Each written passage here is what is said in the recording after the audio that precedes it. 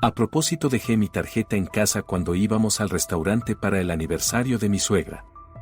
Cuando la cuenta llegó a $2.800, ella anunció: hijo, muéstrales a todos lo generoso que eres. Mi marido se levantó orgulloso y metió la mano en mi bolso, pero allí ya le esperaba la siguiente sorpresa. Qué doloroso es cuando las personas más cercanas se aprovechan descaradamente de tu bondad. Pero incluso la paciencia más angelical llega un día a su fin, y entonces una celebración familiar se convierte en una lección ejemplar sobre la verdadera generosidad. Que lo disfruten. El cursor que parpadeaba sobre el lienzo negro de la pantalla se parecía a una luciérnaga insistente, perdida en el silencio sofocante de una noche otoñal. Se encendía y se apagaba con metódica indiferencia, marcando los segundos de una vida ajena y lejana, en la que ahora también era plena noche, pero el trabajo no esperaba. Vega, apoyando la mejilla en la palma de la mano, miraba las líneas de código que se desparramaban por el monitor como un intrincado encaje. Le zumbaba la cabeza por la tensión. Depurar código ajeno es una tarea parecida a remendar una tela cara pero mal cortada. Nudos interminables, hilos que sobresalen, dibujos que no coinciden. Pagaban bien, muy bien, pero ese pago no se hacía solo con dinero, sino también con horas tachadas de la vida. Y con esa sensación constante de una pared de cristal entre ella y el resto del mundo. A su espalda, en el amplio sofá tapizado de arpillera gris, estaba tumbado Íñigo, su marido. Él también estaba absorto en su rectángulo luminoso, una tableta. La suave luz de la pantalla arrancaba de la penumbra su perfil atractivo, ligeramente relajado, el cabello oscuro, tocado por las primeras hebras apenas perceptibles de canas en las sienes, que por alguna razón él consideraba aristocráticas. Deslizaba el dedo perezosamente sobre el cristal, y hasta Vega llegaba el leve susurro de las páginas que pasaban. No estaba leyendo un libro. Hojeaba un catálogo de algún tipo de juguetes masculinos caros. Drones, relojes inteligentes, sistemas de sonido del tamaño de una maleta pequeña. Lo hacía casi todas las noches, como otros leen el periódico antes de dormir, con el aire de un conocedor que valora cosas que, como si nada, considera que le pertenecen por derecho. Mira, Vega, la llamó con esa voz suave, de las que tanto gustaban a las mujeres y que a ella misma la habían desarmado al inicio de su relación. Un cuadricóptero con función de seguimiento. Graba en 4 Kelvin. ¿Te imaginas qué tomas se podrían hacer cuando vayamos a la Patagonia? Habrá que llevarlo. Vega no respondió. Se frotó las sienes, intentando devolver el enfoque a los símbolos que se le deshacían en la pantalla. ¿Qué Patagonia? No se iban de vacaciones desde hacía 2 años, porque ella trabajaba sin parar para cerrar la hipoteca de ese mismo piso en el que Íñigo yacía ahora tan a gusto, planeando la compra de un dron. Él no preguntaba si podían permitírselo. Simplemente decía, habrá que llevarlo. El pronombre nosotros en su boca hacía tiempo que significaba, tú pagas y nosotros disfrutamos juntos. ¿Me estás escuchando? Íñigo por fin apartó la vista de la tableta y giró la cabeza. En su rostro había una leve impaciencia, casi infantil. Digo que es una buena cosa. Te escucho, Íñigo. Es una buena cosa, respondió Vega con voz apagada, sin apartar la mirada del monitor. Tengo una fecha límite dentro de 3 horas. El cliente en San Francisco ya está despertando. Íñigo suspiró con disgusto. Le irritaba su trabajo. No los altos ingresos que le proporcionaba, sino el hecho de que le robara su atención. Consideraba su ocupación como una especie de molestia, aunque rentable. Dejó la tableta a un lado y se sentó, adoptando un aire serio. Bueno, a lo que vamos. He estado pensando en el aniversario de mamá. Al fin y al cabo cumple 60. Hay que hacerlo a lo grande, que no dé vergüenza delante de la gente. Vega giró lentamente en su silla de oficina. Ahí estaba, ya empezaba. El presentimiento de una larga y tediosa sangría financiera que siempre acompañaba las celebraciones familiares por parte de su marido la hizo encogerse por dentro. Ella era el cerebro, el núcleo financiero y, al parecer, la única adulta en ese espacioso acuario inundado de luz eléctrica. Y él era guapo. Y eso lo explicaba todo. Al menos, así lo creía él. ¿A lo grande cómo, Íñigo? Preguntó cansada. Si ya lo teníamos decidido. Un restaurante, los más cercanos. Tú mismo dijiste que ella no quería ruido. Lo dije. Pero es que es mamá. Dice una cosa, pero en el fondo quiere otra. Es una persona de sensibilidad fina. Se levantó y empezó a pasearse por la habitación, deteniéndose junto a la ventana y mirando las luces de la ciudad nocturna. El piso en el 17º piso ofrecía una vista que a Íñigo le encantaba mostrar a los invitados.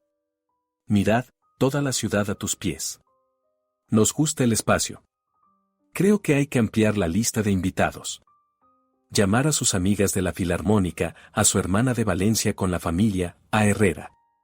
Ya sabes lo importante que es para mamá lo que piense Celia Herrera. Unas 30 personas en total. 30 personas.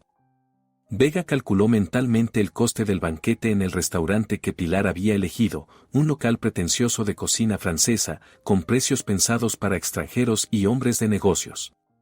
La suma era astronómica.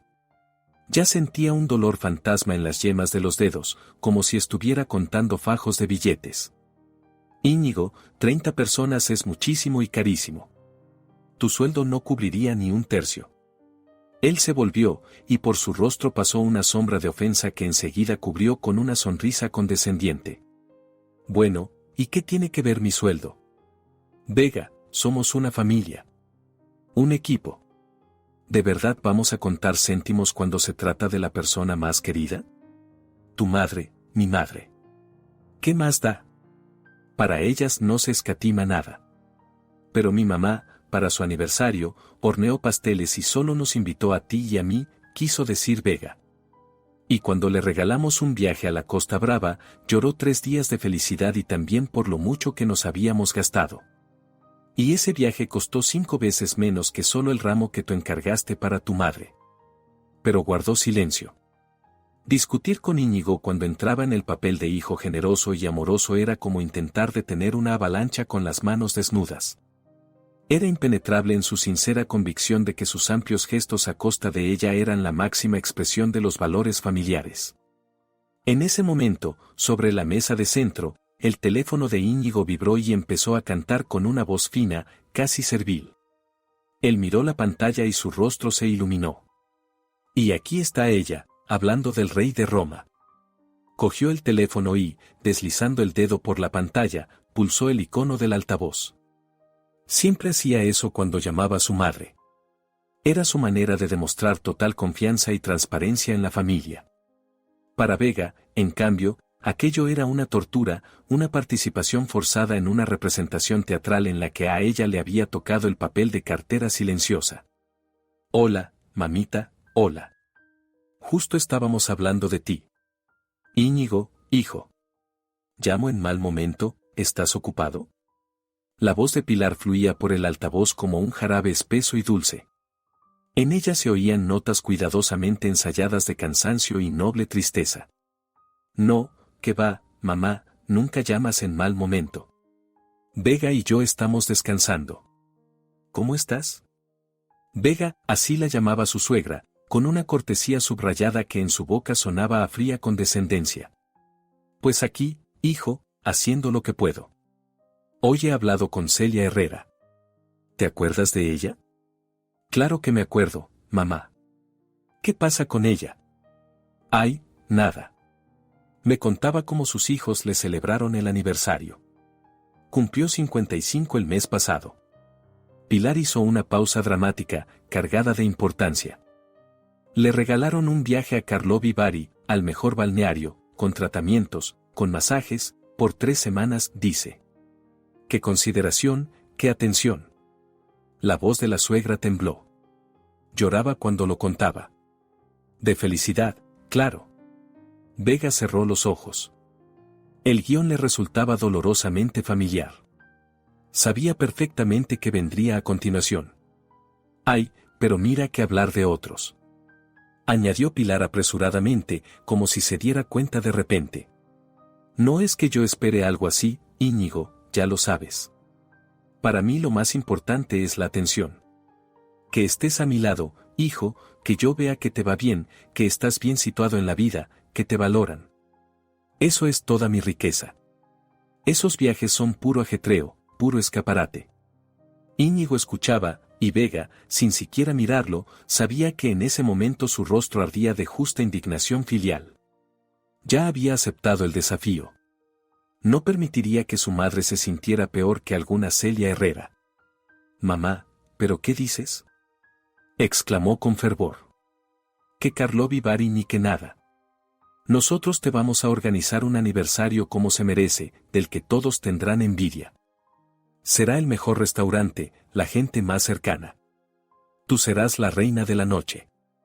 Ay, Íñigo, no hace falta, protestó dulcemente la suegra, y en su voz ya se oían notas de triunfo. No necesito nada, con tal de que tú y Vega seáis felices. ¿Ella está ahí contigo? Sí, mamá, aquí está, trabajando, tiene un proyecto importante.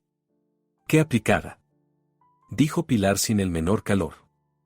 Siempre trabajando. Cuídala, hijo. Hoy en día mujeres así valen su peso en oro. Son un apoyo para el hombre. Bueno, no os molesto más. Un beso, cariño. La conversación terminó. Íñigo dejó el teléfono y volvió a girarse hacia Vega. Sus ojos brillaban. La representación de la suegra había alcanzado su objetivo. ¿Lo has oído?, preguntó como si acabara de ser testigo de una injusticia monstruosa. Karlovy Vary, esos Herrera, siempre presumiendo. No, nosotros tenemos que hacerlo todo a lo grande. Mamá se ha estado privando toda la vida, de joven vivían en un barrio pobre, contaban cada céntimo. Se merece una verdadera fiesta. Se acercó a ella y le puso las manos sobre los hombros. Su contacto era cálido, pero a Vega le pareció pesado, como unas cadenas.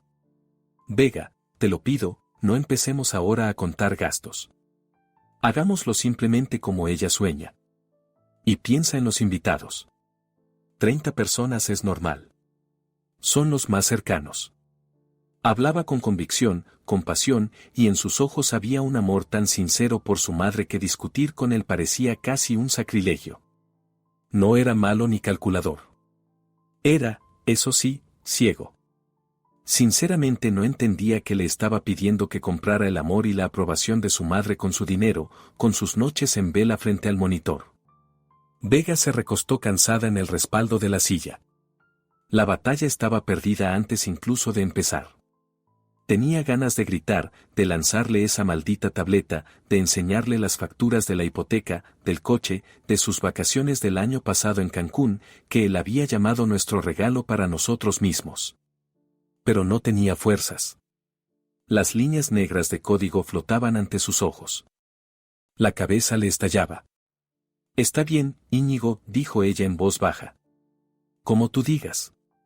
Su rostro se iluminó al instante. Se inclinó y la besó en la coronilla. ¿Ves? Sabía que me entenderías. Eres la mejor. Se apartó y volvió a coger la tableta.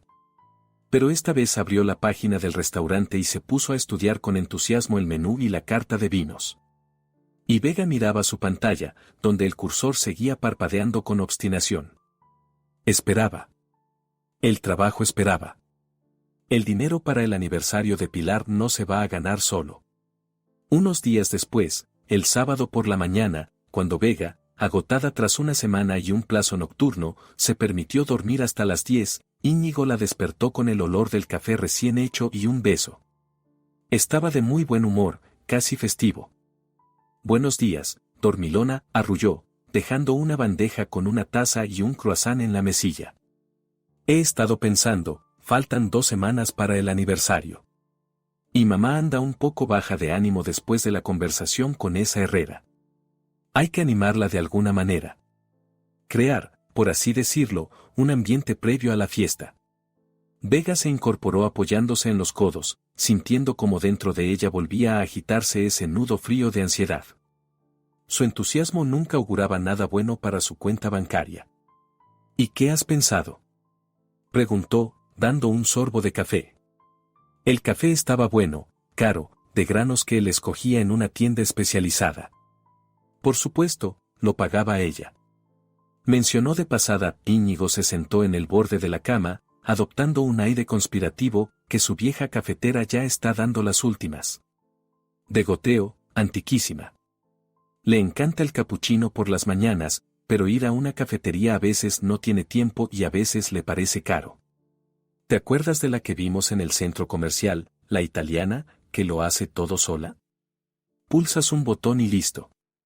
Y la espuma sale bien espesa. Vega se acordaba. Se acordaba de ella, brillante, cromada, como una pequeña nave espacial. Y de su precio, alrededor de $1,200. Íñigo, es una cafetera muy cara. ¿Y si miramos algo más sencillo? ¿Más sencillo? Se sorprendió de verdad. Vega, es para mamá. ¿De verdad vamos a ahorrar en ella? No es el regalo principal, es solo un gesto intermedio de atención, para que sienta nuestro cariño. Tú misma dices que lo principal son las emociones. ¿Te imaginas lo contenta que se pondrá? Le tomó la mano. Sus palmas estaban cálidas y suaves. Vamos, por favor, no seamos tacaños, ¿sí? Tú puedes permitírtelo. Para nosotros no es tanto dinero, y para ella será todo un acontecimiento. Para nosotros otra vez esa palabra. Vega miró su rostro. Hermoso, suplicante, lleno de las mejores intenciones. No mentía. De verdad creía en lo que decía. Creía que nosotros comprábamos, nosotros regalábamos, nosotros mostrábamos cuidado. Y ella misma no era más que la ejecutora técnica, la tesorera de su felicidad familiar compartida. Y cada vez que intentaba oponerse, a sus ojos parecía una tacaña mezquina y sin corazón, aferrada a su dinero e incapaz de comprender los elevados impulsos de su alma. A veces le parecía que había caído en una realidad torcida, invertida, donde todos los conceptos se habían mezclado. Donde su esfuerzo y su éxito no eran motivo de orgullo, sino un recurso inagotable para satisfacer los caprichos ajenos. Donde sus intentos de poner claridad en las finanzas se percibían como una ofensa. Volvió a ceder. El cansancio era más fuerte que el sentido común. El deseo de evitar otra discusión, las acusaciones de frialdad, su silencio ofendido durante toda la noche, pesó más que cualquier argumento racional. Era más fácil aceptar, pagar y olvidar. Hasta la próxima vez. Está bien, exhaló. Haz el pedido. ¿De verdad? Se iluminó como un niño al que le prometen el juguete más deseado. Vega, eres oro puro. Ya verás. Estará en el séptimo cielo. Saltó de la cama, agarró su tableta y se puso a hacer el pedido con entrega a domicilio. Vega se recostó en las almohadas y cerró los ojos. El olor del café ya no la alegraba. Le parecía amargo y acre. Se sintió increíblemente sola. No en el sentido de que no hubiera nadie a su lado. A su lado estaba su marido, a quien había amado y quizá aún amaba con un amor ya habitual, inercial. Pero él no la veía. Veía su mundo ideal, construido sobre su cimiento, y sinceramente no entendía por qué ese cimiento a veces crujía bajo el peso. Por la noche, cuando estaban sentados en el salón viendo una película que había elegido Íñigo, su teléfono, sobre la mesa, tintineó suavemente.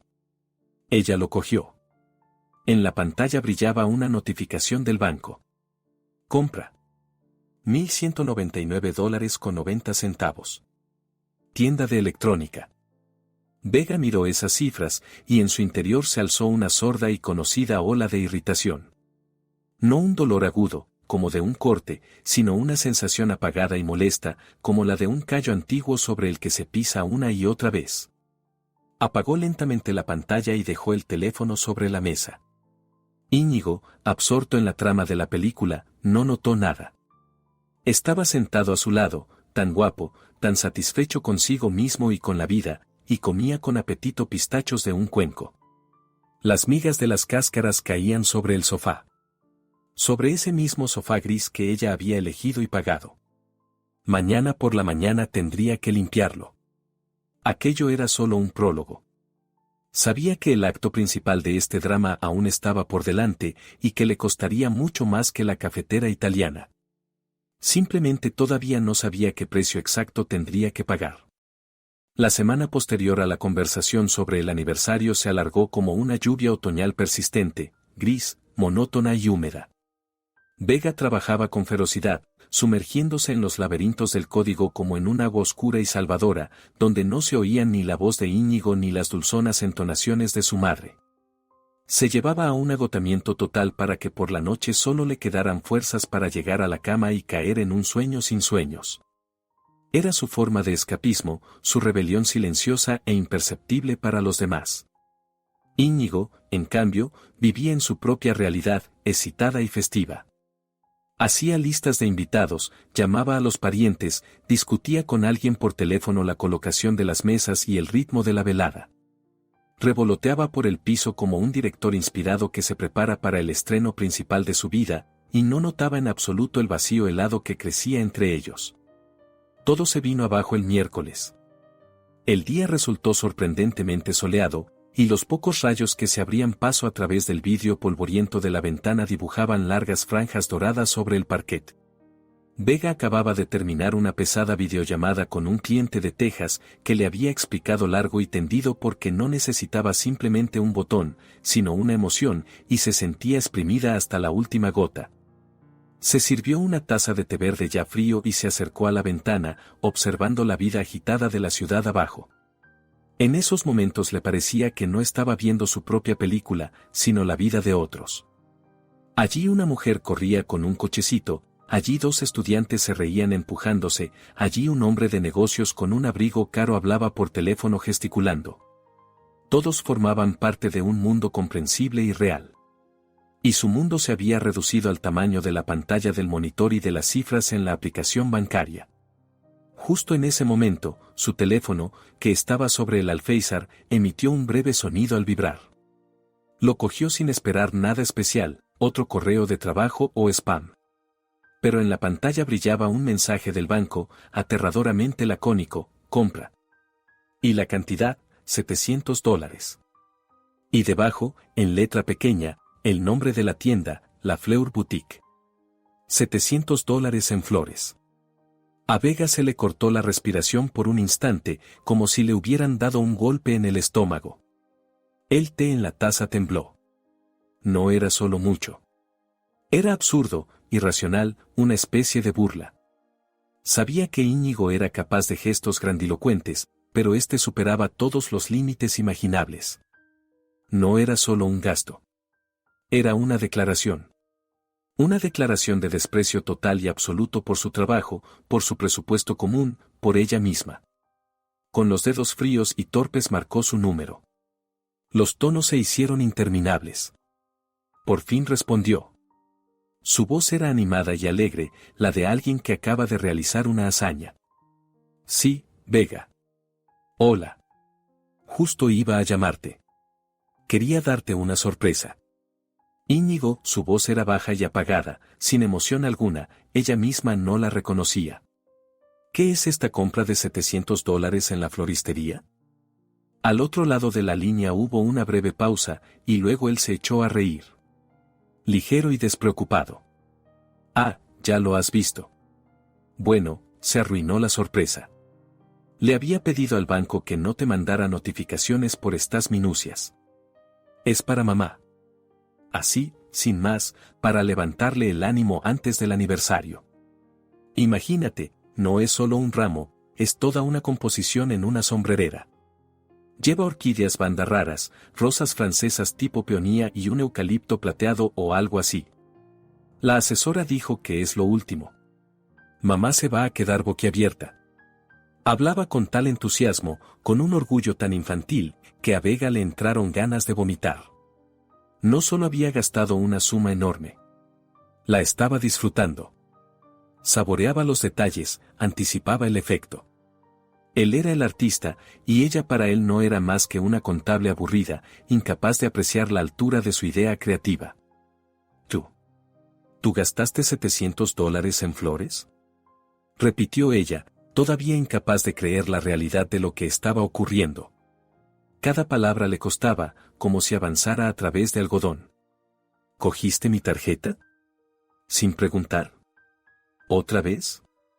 Por lo visto, su tono por fin le llegó. La alegría en su voz se apagó, dando paso primero a la confusión y luego a la habitual ofensa defensiva. Vamos, Vega, otra vez con lo mismo. ¿Qué significa cogí? La llevo en la cartera por comodidad. Ya lo habíamos hablado. ¿Y por qué haces un drama de esto? Es para mamá, para la persona más cercana. Quería darle una alegría, ¿y tú? Trabajo 12 horas al día, Íñigo. De pronto su voz estalló en un grito. Un grito bajo y ahogado de desesperación que había contenido durante tanto tiempo. No duermo por las noches para pagar nuestra hipoteca. Me privo de lo más básico porque estamos ahorrando. Y tú tiras el dinero que yo gano con mi sudor en un ya momentáneo de tu madre. Basta. Le ladró él en respuesta, y su voz sonó metálica. Deja de reprocharme tu trabajo y tu sueldo. Yo también trabajo, por si acaso. Y no hagas del dinero un culto. Hay cosas más importantes. La familia, las relaciones, el cuidado. ¿Por qué cuentas cada céntimo cuando se trata de mi madre? ¿Acaso no se merece un gesto bonito? Sus palabras la azotaron como una bofetada. La injusticia era tan densa, tan concentrada, que parecía que se pudiera tocar. ¿Qué tiene que ver tu madre? Dijo ya más bajo, casi en un susurro. Se trata de ti, de tu actitud. Te comportas como si mi dinero fuera un pozo común e inagotable del que puedes sacar cuando te apetezca, para satisfacer cualquier capricho tuyo. Y entonces él pronunció la frase que para Vega se convirtió en el punto de no retorno, la frase que abrió sin piedad toda la esencia de su relación. Mis deseos también son importantes. Soltó con la vehemencia de un egoísta herido. Sí, quiero hacerle regalos caros a mi madre. Quiero verla feliz. Quiero que se sienta orgullosa de su hijo. ¿Por qué tendría que privarme de eso solo porque tú siempre tienes la cabeza llena de tablas? Tú puedes permitírtelo. Entonces, ¿cuál es el problema? ¿Cuál es el problema? Vega pulsó en silencio el botón de colgar. Bajó la mano con el teléfono y la miró largo rato, como si no fuera suya. El problema era que él no la veía. Solo veía una función, un recurso, una posibilidad. El problema era que sus deseos, dentro de ese sistema de coordenadas, no contaban en absoluto. Solo existían sus quiero y su puedes. Y mientras esos dos vectores coincidían, el sistema funcionaba. Pero ella ya no podía. Físicamente no podía. La tarde pasó en un silencio ensordecedor. Íñigo regresó tarde, con una expresión culpable y al mismo tiempo obstinada. No se disculpó. Simplemente dejó sobre la mesa una bolsa de una panadería cara con sus croissants de almendra favoritos. Su forma habitual de tapar el conflicto, comprar una indulgencia por unos pocos dólares. Cenaron en silencio. El aire del piso era denso y pesado, como antes de una tormenta. Vega se sentía extraña en su propia casa, al lado de un hombre que hasta hacía poco había sido el más cercano. Miraba su hermoso perfil y no sentía nada más que una fría y vibrante vacío. El amor, la costumbre, la ternura. Todo se había colapsado, dejando tras de sí un campo arrasado. Al día siguiente se despertó con la cabeza clara y fría. El pánico y la desesperación se habían ido, sustituidos por una determinación sobria, casi quirúrgica. Si no se podía llegar a un acuerdo con palabras, había que hablar en un idioma que él entendiera. En el idioma de los números. Pero no como un reproche, sino como una propuesta constructiva. Era su última oportunidad. El último intento de salvar lo que quizá aún se podía salvar. Esperó a la noche, cuando Íñigo, todavía ofendido pero ya dispuesto a una tregua, se acomodó en el sofá con un libro. Vega se acercó a él con su portátil. Íñigo, hablemos, dijo con calma, sin rastro de la histeria del día anterior. Pero, por favor, escúchame hasta el final. Él dejó el libro con cautela. Ella abrió el portátil y giró la pantalla hacia él. Allí había una tabla sencilla y clara, hecha en Excel. 2 columnas de ingresos. Vega, $3,150, promedio de los últimos 6 meses. Íñigo, $820. Y luego, una larga columna de gastos: hipoteca, $1050, servicios, 120, comida, 400, coche, crédito, gasolina, seguro, mantenimiento, 350, y así sucesivamente, hasta la suscripción al cine en línea. Abajo había una línea y un saldo final. No era tan grande como podría parecer al ver su salario. No hice esto para reprocharte nada, empezó con la misma voz serena que usaba en las reuniones de trabajo, sino para que tengamos claridad. Mira, aquí están nuestros ingresos comunes y nuestros gastos obligatorios comunes. Propongo abrir una cuenta conjunta aparte, a la que aportemos de forma proporcional a los ingresos para cubrir estos gastos. Digamos, yo el 75%, tú el 25%. Todo lo que le quede a cada uno por encima de eso será su dinero personal. Tú podrás gastarlo en lo que quieras, en regalos para tu madre, en gadgets, en lo que consideres. Yo, en mis necesidades. Así será justo. Y no habrá motivos para peleas. Dejaremos de meter la mano en el bolsillo del otro. Hablaba y veía cómo cambiaba su expresión. No miraba las cifras, la miraba a ella. Y en su mirada no había comprensión, sino una ofensa creciente.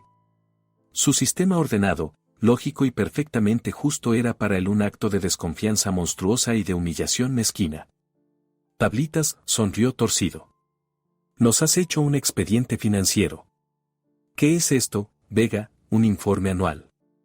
No es un expediente, Íñigo, es un presupuesto. Así viven millones de familias. Es normal planificar los gastos. Eso no es normal. Alzando la voz. Lo normal es que en una familia todo sea común.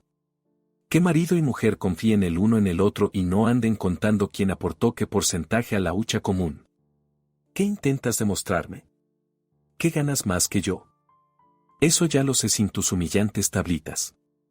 ¿Quieres que te rinda cuentas por cada dólar que gasto en mi madre? Quiero que gastes en tu madre tu propio dinero, estalló ella, o el nuestro común, pero dentro de una cantidad acordada de antemano. Ah, ¿con qué eso era? Saltó del sofá, con el rostro deformado por la ira. Mi dinero, mis $800 frente a tus 3,000. ¿Eso es lo que quieres decir? ¿Que soy un pobre diablo que vive a tu costa y que debería saber cuál es su sitio? Gracias por ilustrarme. No necesito tu cuenta conjunta. Ni tus limosnas tampoco. Ya me las arreglaré. Se dio la vuelta y se fue al dormitorio, dando un portazo. Vega se quedó sola en el salón vacío. La pantalla del portátil seguía encendida, y las cuidadas columnas de cifras la miraban como un testigo mudo de su aplastante derrota. Había intentado hablarle en el idioma de la lógica, y él le había respondido en el idioma del orgullo herido. Y contra ese idioma ella no tenía argumentos. Cerró la tapa del portátil con un golpe seco. Era el final del diálogo. Era el final de toda esperanza de entendimiento. El muro entre ellos dejó de ser de cristal, se volvió de hormigón. La tregua, si es que así podía llamarse, llegó 2 días después. Su iniciadora, como era de esperar, fue Pilar.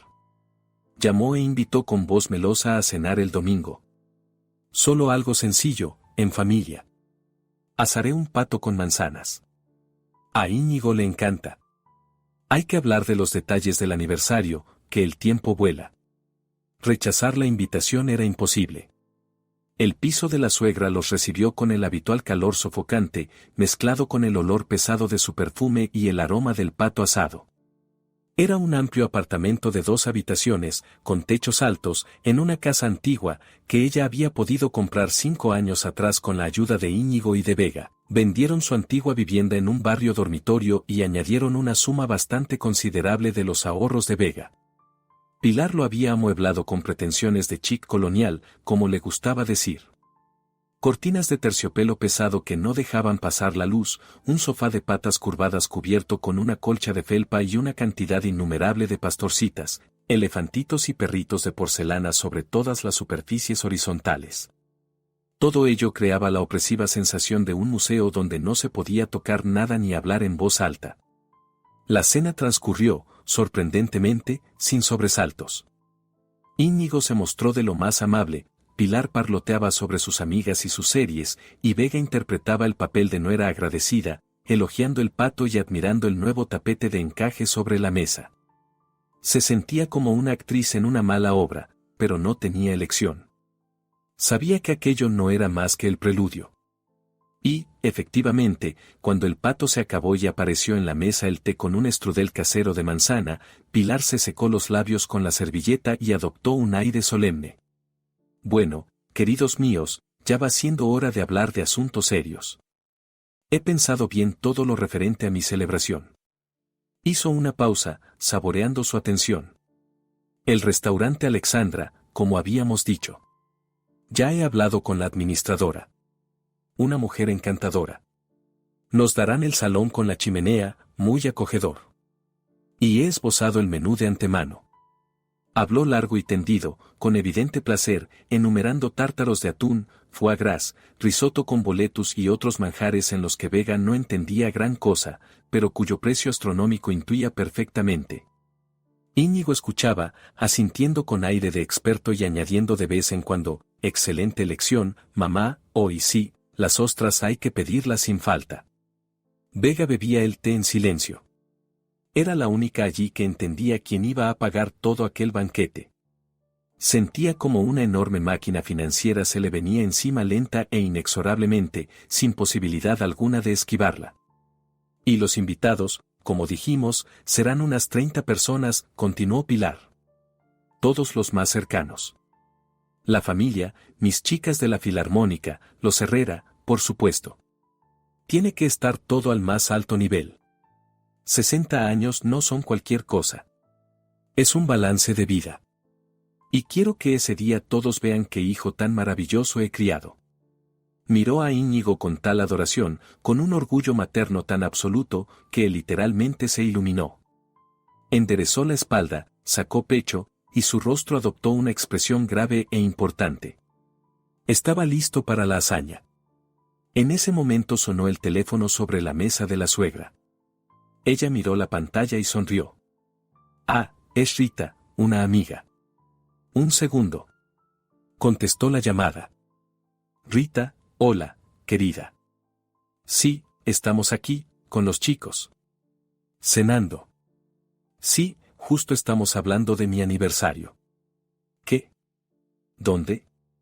Pues en Alexandra, claro. ¿Dónde si no? No, yo no hago nada. ¿Qué va? Se rió con su risa aguda y vibrante y, lanzando a su hijo una mirada pícara y llena de ternura, pronunció la frase que para Vega fue el último clavo en el ataúd de su vida familiar: si es que tengo un hijo de oro. Mi Íñigo lo organizará todo al más alto nivel. Es un hombre generoso, no escatima nada cuando se trata de su madre. Vega se quedó inmóvil, con la taza en la mano. Miraba el rostro satisfecho y sonriente de Íñigo, el semblante triunfante de su madre. Y en ese instante lo comprendió todo con una claridad absoluta y ensordecedora. No era esposa, ni compañera, ni mujer amada. Era una patrocinadora anónima, una cuenta bancaria sin rostro que financiaba aquella fiesta de generosidad. Su nombre ni siquiera se mencionaba. Solo existía el generoso Íñigo, que lo arreglaría todo.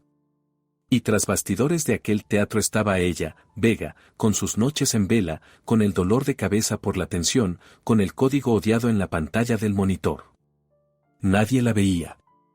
Simplemente no existía. Pilar terminó la llamada y colgó.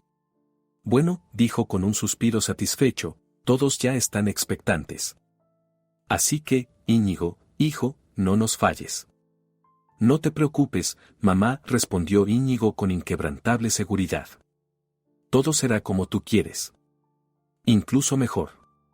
Se volvió hacia Vega y le guiñó un ojo, como si la hiciera cómplice de su gran plan. Somos un equipo, decía su mirada. Pero Vega ya no lo veía.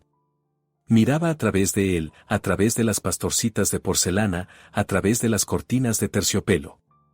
Y en su mente, hasta entonces vacía y resonante, empezó a formarse por primera vez en mucho tiempo un pensamiento frío, afilado y claro como un fragmento de hielo. Si su papel en aquella obra era ser un monedero invisible, entonces quizá podía interpretar ese papel hasta el final. Pero según su propio guión, el silencio que se instaló en su apartamento después de la cena dominical en casa de la suegra no se parecía ni a la paz ni a la calma. Era denso, pesado, como una manta de hospital empapada. Los primeros días casi no se hablaron, moviéndose por las habitaciones como dos fantasmas que por casualidad habían acabado en el mismo espacio.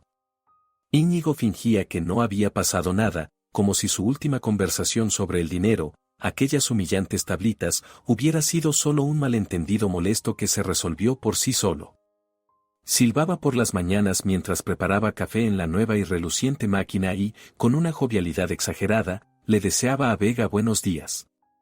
Vega respondía con monosílabos, sin levantar la vista de la pantalla del portátil, que se había convertido en su fortaleza, su refugio frente a aquella idílica armonía familiar falsa y podrida hasta la médula. Trabajaba como nunca antes, con una obsesión feroz, como si intentara levantar con líneas de código un muro capaz de protegerla de la catástrofe que se avecinaba. Se sentía como un buzo que ha descendido a demasiada profundidad. La presión aumentaba cada día, con cada llamada de Íñigo, en la que, entusiasmado, le contaba nuevos detalles de los preparativos del aniversario.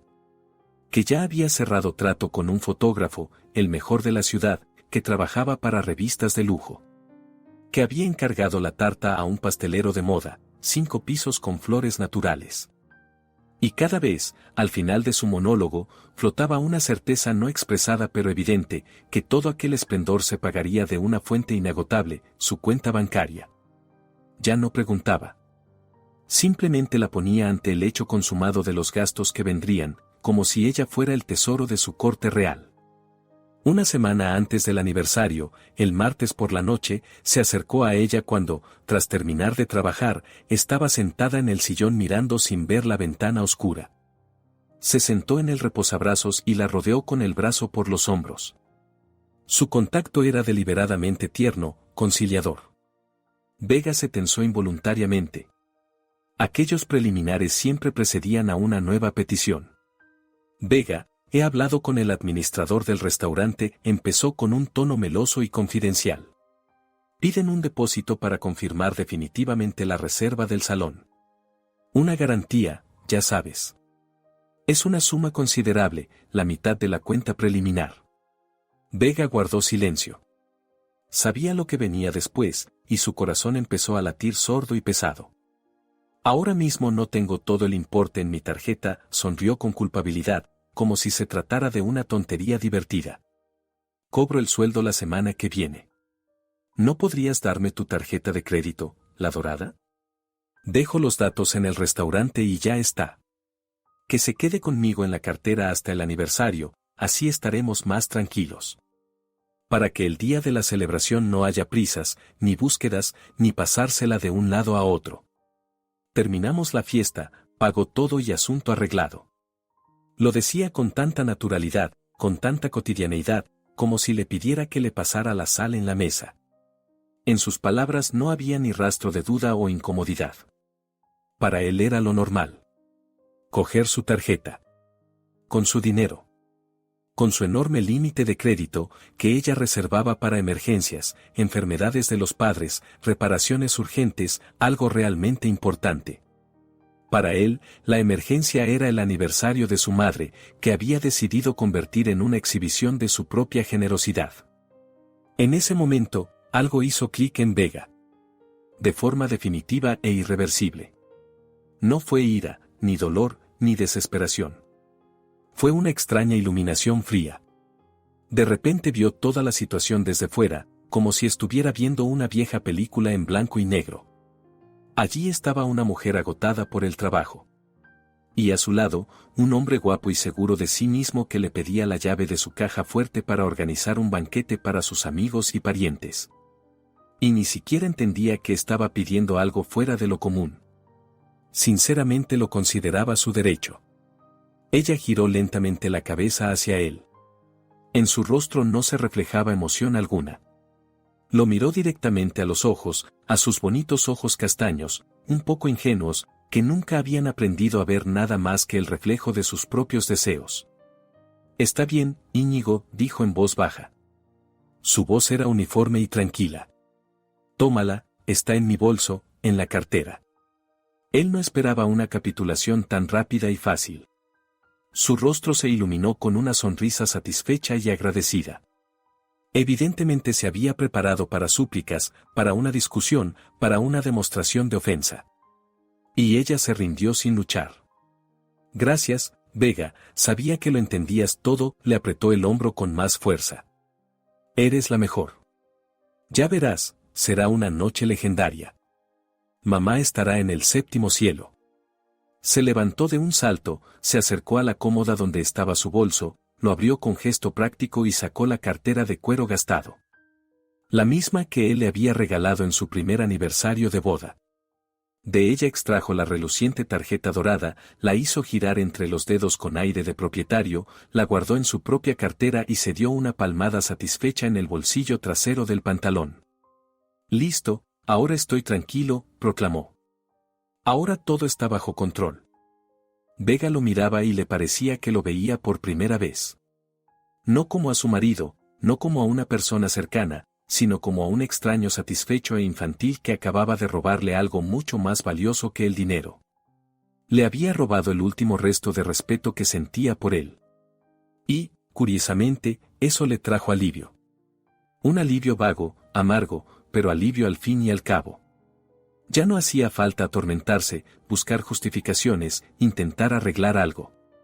No había nada que arreglar. El mecanismo estaba definitivamente roto. Solo quedaba esperar a que se detuviera con un estruendo ensordecedor. Esa noche no pudo dormir. Íñigo dormía a su lado, respirando de forma regular y profunda, como duermen las personas con la conciencia tranquila. A la luz de la farola que se colaba por la rendija de las cortinas, su rostro parecía sereno y casi inocente. Vega se deslizó con cuidado fuera de la manta y salió de puntillas del dormitorio. En el piso reinaba el silencio, solo el frigorífico zumbaba de manera monótona en la cocina, como contando los segundos hasta algún acontecimiento importante. Entró en el salón, inundado por la luz fantasmal de la ciudad nocturna. No encendió la lámpara.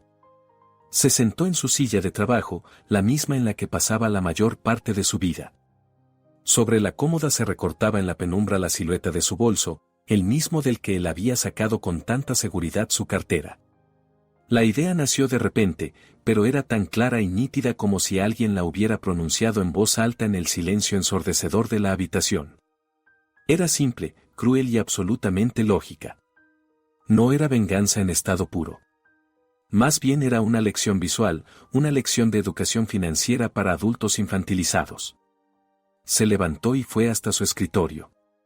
En uno de los cajones, entre contratos antiguos y manuales de electrodomésticos, estaban sus tarjetas bancarias que ya no usaba. Allí estaba también aquella primera tarjeta de débito que había recibido cuando aún era estudiante. Un trozo de plástico azul con los números casi borrados. Hacía mucho que no la utilizaba, pero por alguna razón nunca había cerrado la cuenta. A veces transfería allí pequeñas cantidades para compras en línea en tiendas dudosas. Abrió la aplicación del banco en el teléfono. El saldo de la tarjeta era de $47. Sonrió con ironía. Una cantidad perfecta para empezar una nueva vida. Luego se acercó a la cómoda y tomó su bolso. Las manos no le temblaban. Actuaba despacio, con una metodología distante, como si estuviera realizando un trabajo complejo pero bien conocido. Sacó de la bolsa su cartera. Cuero de ternera gastado, suave y cálido al tacto. En una esquina, las iniciales grabadas, VM, Vega Montero. Él mismo había encargado ese grabado, fue su sorpresa. Para que siempre recuerdes quién te quiere tanto, le dijo entonces, entregándole el regalo en un pequeño y acogedor café donde celebraban su primer año juntos. En aquel momento le había parecido la cima del romanticismo, ahora, una marca, un sello de propiedad. Abrió la cartera. Dentro, en un compartimento especial con ventanita transparente, estaba vacío el espacio donde unas horas antes había estado su tarjeta de crédito dorada. Sacó del cajón la vieja tarjeta azul y la colocó con cuidado en ese lugar. Encajó perfectamente, como si siempre hubiera estado allí. Ahora lo principal eran las palabras. Debían ser precisas como el bisturí de un cirujano. No insultantes, pero humillantes. No malvadas, pero implacables. Tomó del escritorio una hoja de papel blanco limpio, del que usaba para imprimir documentos, y su bolígrafo favorito de tinta negra fina. Se sentó y pensó. La primera versión, nacida de la ofensa hirviente que llevaba dentro, fue corta y agresiva: basta de vivir a mi costa. Aprende a pagar tú solo. La escribió, la releyó y la tachó de inmediato. Demasiado directa. Demasiada emoción. Era el grito de una víctima, y ella ya no quería ser una víctima. La segunda versión fue más racional, casi explicativa: Íñigo, ya no puedo ser tu cajero automático. Esto tiene que parar. Volvió a negar con la cabeza. Sonaba a disculpa, a intento de justificar su acto. No era eso. Él no debía recibir ni un gramo de compasión. Dejó el bolígrafo y cerró los ojos, recordando su rostro, sus palabras, las entonaciones de su madre. Mi Íñigo lo hará todo al más alto nivel. Es un hombre generoso. Generosidad. Ahí estaba la palabra clave. Su fetiche, su bandera, su justificación. Generosidad a costa ajena. Esa generosidad era la que debía devolverle. En forma concentrada y depurada.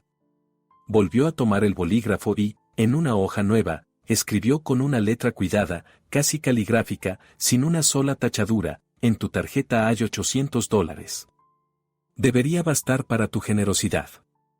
El resto puedes pedírselo prestado a los invitados. Lo releyó.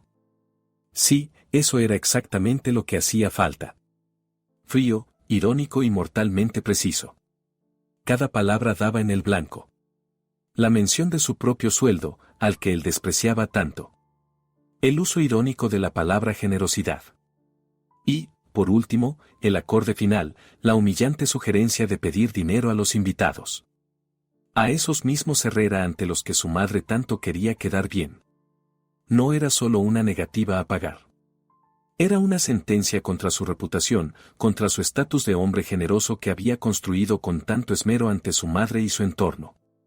Dobló la nota cuidadosamente en 4 y la colocó en el mismo compartimento de la cartera, junto a la tarjeta azul de sustitución. Luego cerró la cartera, la devolvió al bolso y cerró la cremallera. Listo. El mecanismo estaba en marcha. Ahora solo quedaba esperar. De pronto sintió un cansancio terrible, como si acabara de descargar un vagón entero de carbón. Regresó al dormitorio y se acostó junto a su marido. Él murmuró algo en sueños y se giró hacia el otro lado. Vega miraba al techo y, por primera vez en muchos meses, su mente estaba completamente vacía y clara. No había dudas, ni miedo, ni lástima. Solo una calma helada y vibrante. Había hecho lo que tenía que hacer. Había trazado la línea.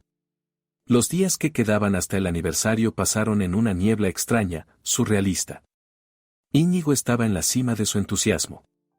Revoloteaba por el piso, hablaba constantemente por teléfono con alguien, aprobaba la lista de reproducción con el DJ, elegía el color de las servilletas. Estaba feliz. Estaba en su elemento, en el papel de organizador de una gran y hermosa celebración. Vega lo observaba con la curiosidad distante de un entomólogo que estudia los hábitos de un insecto exótico. Ya no sentía rabia hacia él. Sentía algo parecido a una lástima mezclada con repulsión. Estaba tan absorbido por ese brillo superficial, tan cegado por la anticipación del triunfo, que no notaba en absoluto el abismo que se había abierto entre ellos. Incluso intentaba ser atento. Compraba sus pasteles favoritos, descargaba películas que creía que a ella le gustaría. Hacía todo lo que hacen los maridos cuando quieren demostrar su buena actitud. Pero todo era superficial, ritual. No intentaba hablar con ella, no le preguntaba qué sentía. Simplemente iba marcando casillas en la lista de buen marido, igual que marcaba casillas en la lista de tareas para organizar el aniversario. El sábado, el día de la celebración, se despertó antes que ella y le llevó café a la cama. Hoy es un gran día, proclamó él, radiante. Mamá ya llamó desde por la mañana, está nerviosa. La voz le tiembla de felicidad. Vega bebía el café en silencio. ¿Te vas a poner el vestido nuevo, el que compramos en Milán? Preguntó él. ¿Que compré yo? Se corrigió mentalmente ella, pero en voz alta dijo, sí, ese. Muy bien, tienes que estar deslumbrante, aprobó él, para que todos vean qué esposa tan guapa tengo. Por la noche, cuando estaba frente al espejo con ese mismo vestido, elegante, azul oscuro, de seda pesada, que había costado como la mitad de su sueldo, no se reconocía. La mujer del espejo era fría, hermosa y absolutamente ajena. Se peinó, se maquilló, discreto, pero resaltando los pómulos y los ojos. Parecía la esposa perfecta de un hombre exitoso. La máscara se había pegado al rostro. Íñigo entró en la habitación, ya vestido con su traje nuevo, impecable, y una camisa blanca como la nieve. Se ajustó la corbata y la recorrió de pies a cabeza con mirada de conocedor. Impresionante, dictaminó. Una auténtica reina. Su mirada se deslizó hacia el elegante bolso que yacía sobre la cómoda.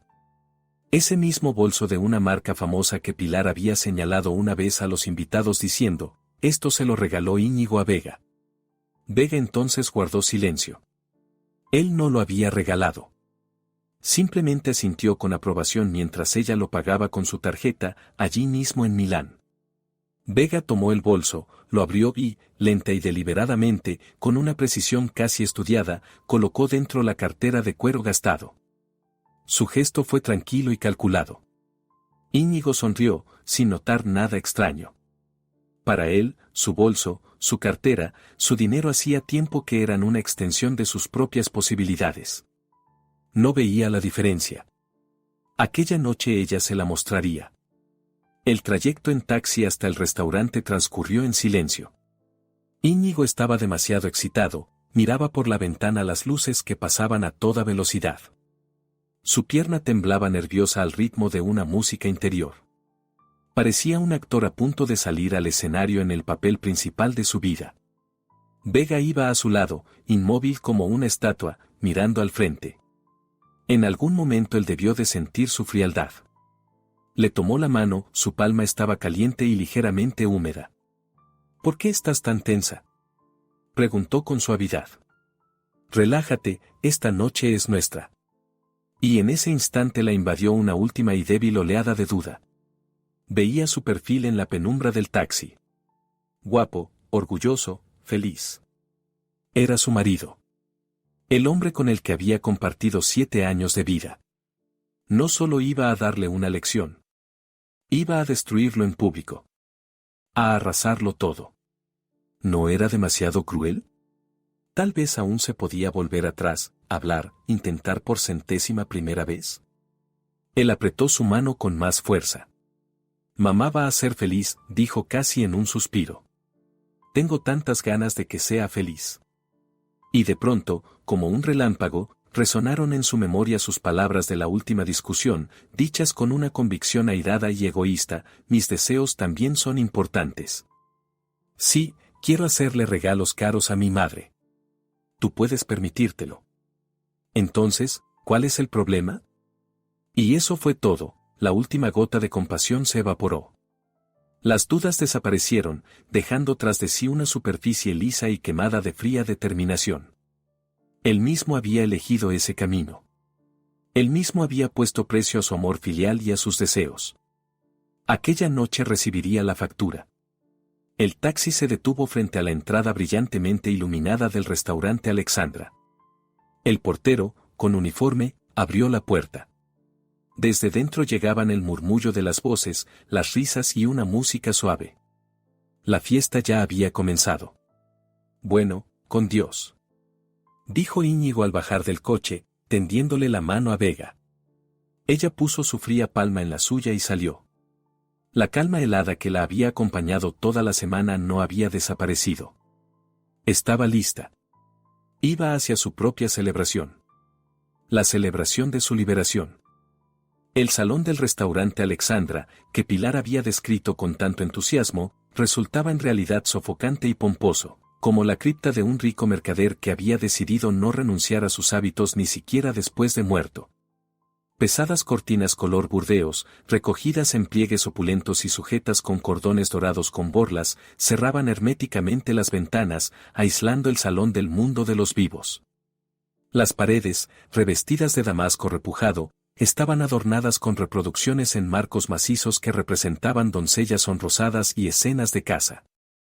El aire, espeso e inmóvil, estaba impregnado de una mezcla compleja de cera de las falsas velas sobre las mesas, perfumes caros y platos calientes que los camareros, con delantales blancos almidonados, servían en silencio.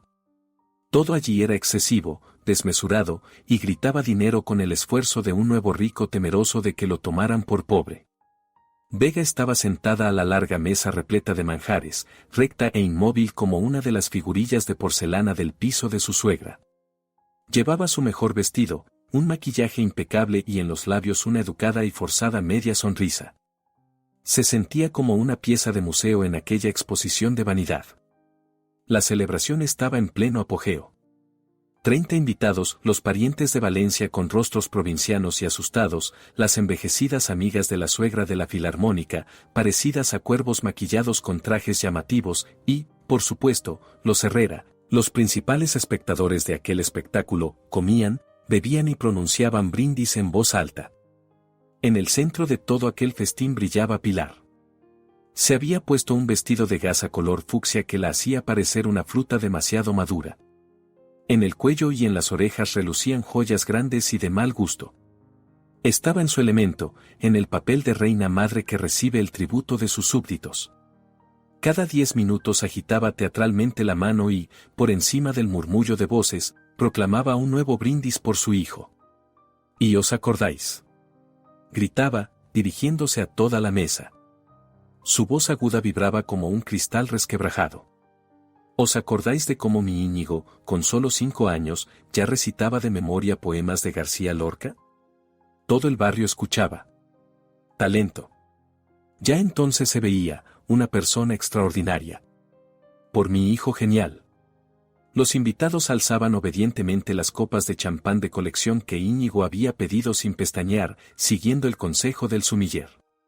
Vega también levantaba la suya, pero el champán le sabía ácido, como vinagre. Miraba a su marido. Estaba sentado junto a su madre, con la mano apoyada en su hombro, y el rostro le brillaba de orgullo y autosatisfacción. Se bañaba en los rayos del amor materno y de la atención general. Era el héroe, el príncipe generoso que colmaba de regalos a su reina madre. Y ni una sola vez, ni una sola en toda la velada, la miró de un modo que dejara entrever gratitud o siquiera un reconocimiento de su participación en todo aquello. La miraba como a un bonito accesorio, una parte inseparable de su éxito. Mirad todos. Decía su mirada. Tengo lo mejor de todo, una madre reina, una esposa bella y el restaurante más caro. ¿Y qué vestido lleva Vega?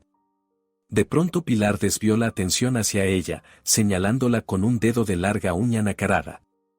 ¿Italia? Mi Íñigo tiene gusto, sabe cómo vestir a su mujer. No como algunos, que se ponen cualquier cosa del mercado. Varias miradas curiosas se clavaron en Vega. Sintió como la sangre le subía a las mejillas. Pero no borró la sonrisa de su rostro. Simplemente apretó un poco más bajo la mesa su pequeño bolso, dentro del cual estaba la cartera. Su bomba de relojería. La noche se alargaba interminable. Los platos se sucedían, traían ostras sobre hielo, terrina de foie gras, risotto que Íñigo probaba con aire de experto y aprobaba con un asentimiento al camarero. Estaba en racha. Contaba chistes, relataba anécdotas de su vida de gerente que, en su versión, sonaban como hazañas de Hércules. Servía vino a los invitados, preguntaba si todo les gustaba, y con todo su porte demostraba la amplitud de alma del anfitrión de aquel baile. Vega lo observaba con un interés frío, casi científico. Ya no sentía ni rabia ni resentimiento. Solo una repugnancia distante, como la que se experimenta al mirar a una araña bien alimentada y lustrosa, tejiendo su hermosa pero pegajosa telaraña. Vio como el camarero, un joven de ojos cansados, se acercaba de vez en cuando a su mesa y mostraba algo en la pantalla de una tableta al administrador. La cifra crecía.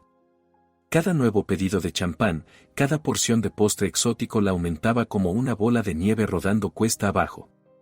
Vega sabía cómo sería la avalancha. La esperaba sin miedo. Por fin, cuando las tazas de café estaban casi vacías y los invitados, acalorados por el vino y la comida, empezaban a cansarse de los brindis interminables, llegó el momento que ella aguardaba. El jefe de sala, un hombre de mediana edad con un rostro impecablemente impasible, se acercó a la mesa. En las manos llevaba una carpeta voluminosa de cuero oscuro. Se aproximó a Íñigo, que justo terminaba otro chiste, y, inclinándose ligeramente, dejó la carpeta sobre la mesa delante de él. La cuenta, dijo en voz baja, pero clara. En el salón se hizo un silencio momentáneo. Las conversaciones se apagaron. Todos sintieron instintivamente que había llegado la culminación de la velada, el acto más importante del espectáculo llamado el aniversario de Pilar. Íñigo abrió la carpeta con gesto despreocupado, lanzó una mirada a la cifra final y la cerró con una sonrisa satisfecha. En su gesto se leía, sí, la suma es impresionante, pero para alguien como yo, no es más que una niñedad. Los invitados guardaron silencio en una expectación reverente. Celia Herrera, la principal rival de la suegra en el terreno del orgullo maternal, miraba a Íñigo con una curiosidad apenas disimulada, mezclada con envidia. Pilar sostuvo una pausa teatral, digna de una gran actriz trágica. Recorrió a todos los presentes con una mirada triunfante, se secó las comisuras de los labios con la servilleta, suspiró hondo y, volviéndose hacia su hijo, pronunció en voz alta, para todo el salón, la frase por la que, al parecer, se había organizado todo aquello: hijo, demuestra a todos lo generoso que eres. Estallaron los aplausos, desordenados, un poco ebrios, pero sinceros. Íñigo, con una sonrisa orgullosa y feliz, se levantó despacio. Estaba en la cima de su triunfo.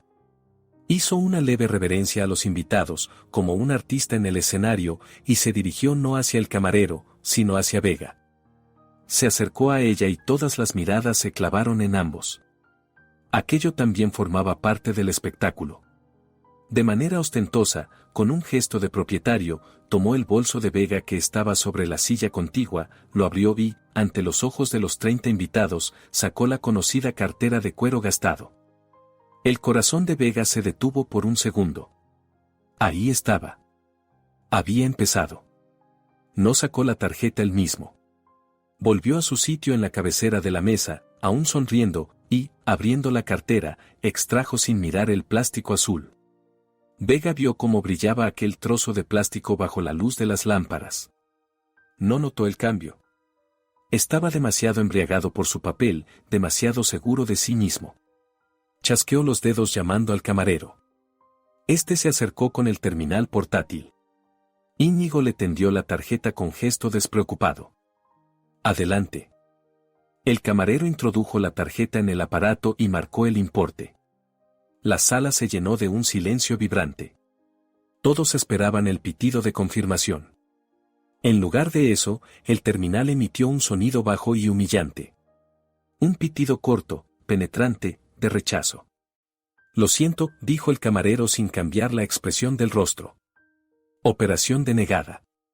Íñigo frunció el ceño. La sonrisa se le borró del rostro.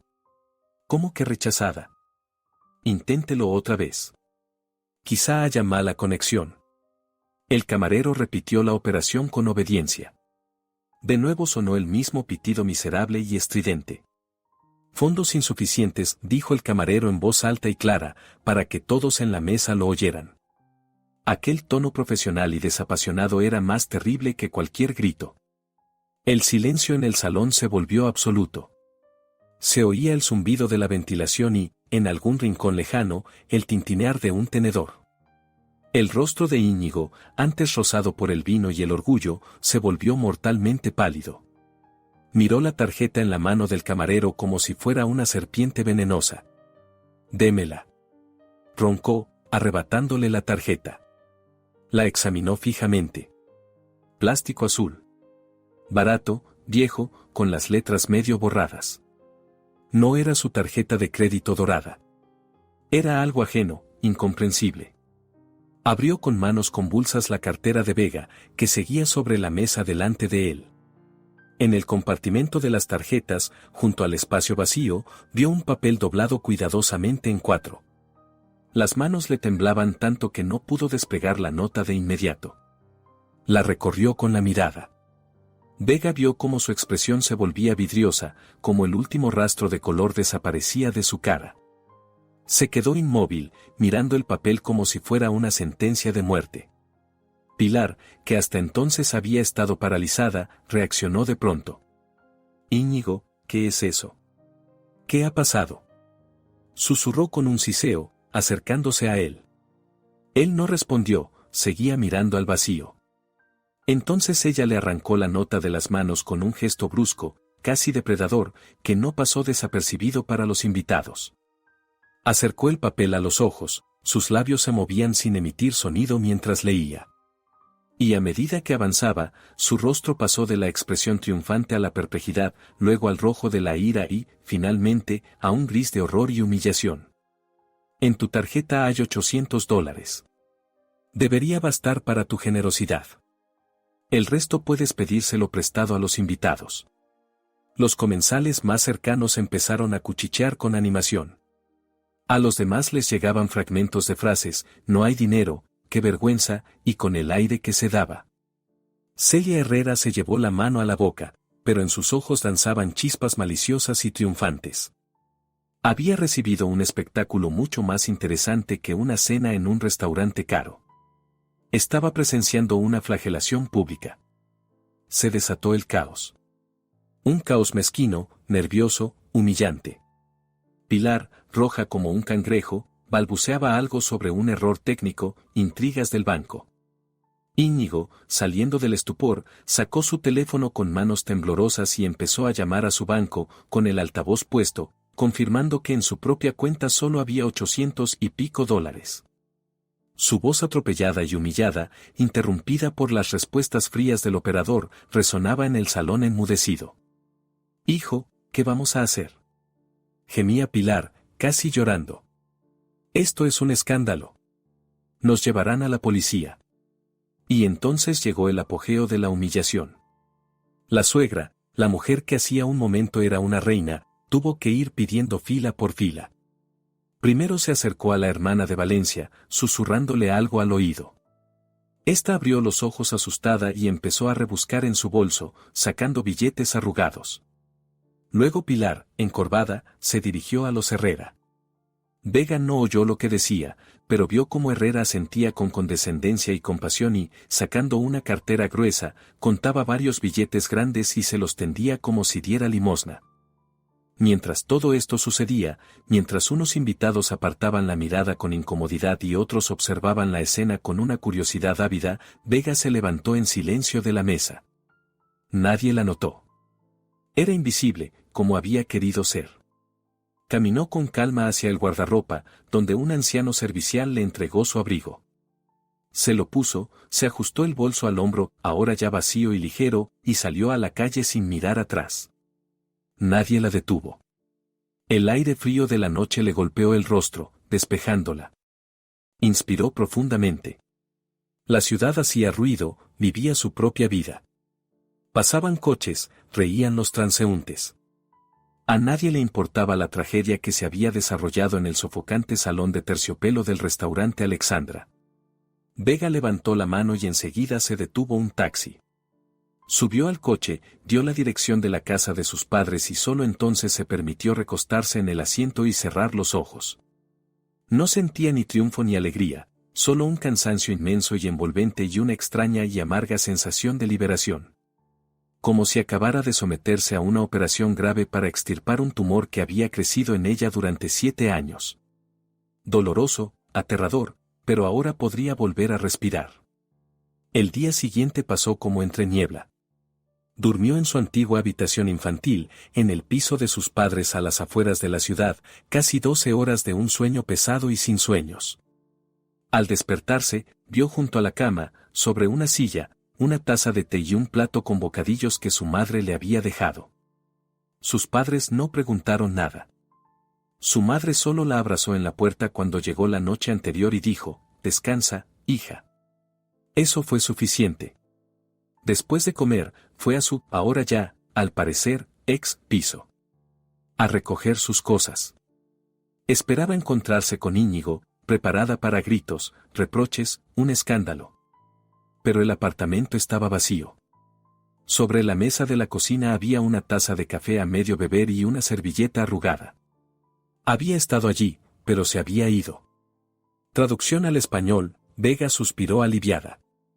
De manera metódica, sin prisas, empezó a meter sus cosas en maletas y cajas, su ropa, sus libros, sus cosméticos, su silla de trabajo. Actuaba como un autómata, desarmando su vida en común, separando lo suyo de lo ajeno. Y con cada objeto guardado le resultaba más fácil respirar. El piso que tanto había amado ahora le parecía extraño, frío, impregnado de mentira. Íñigo regresó cuando ella ya casi había terminado. Abrió la puerta con su llave y se quedó inmóvil en el umbral al ver las cajas y las maletas. Tenía un aspecto terrible. Como si hubiera envejecido 10 años, el rostro gris y demacrado, los ojos apagados. No llevaba el traje de la víspera, sino una camiseta arrugada y unos vaqueros. No gritó. Entró en silencio en el salón y se sentó en el sofá, mirando a un punto fijo. Vega estaba cerrando la última caja con cinta adhesiva. El sonido de la cinta al despegarse era el único en el silencio muerto. ¿Te vas? No era una pregunta, sino una constatación. Su voz sonaba apagada, sin vida.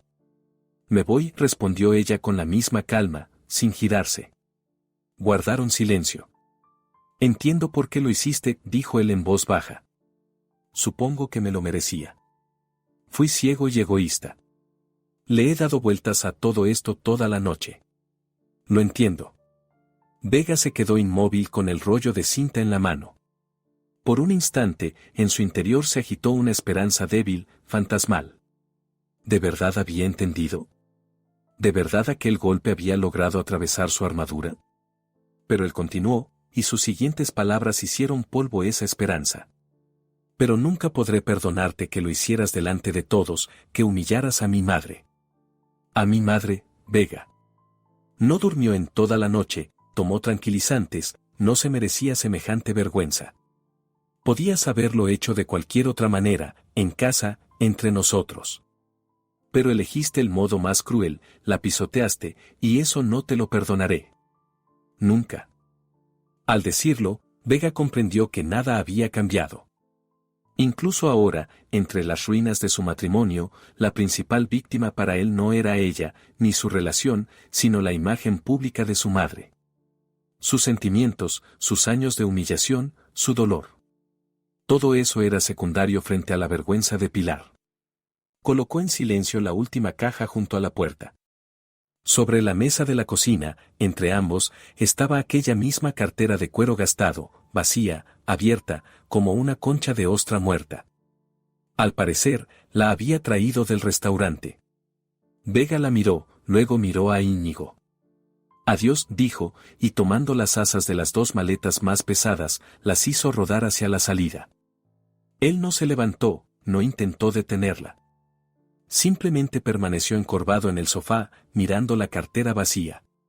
2 días después, ella estaba sentada en un pequeño estudio alquilado al otro extremo de la ciudad, que había encontrado a través de conocidos.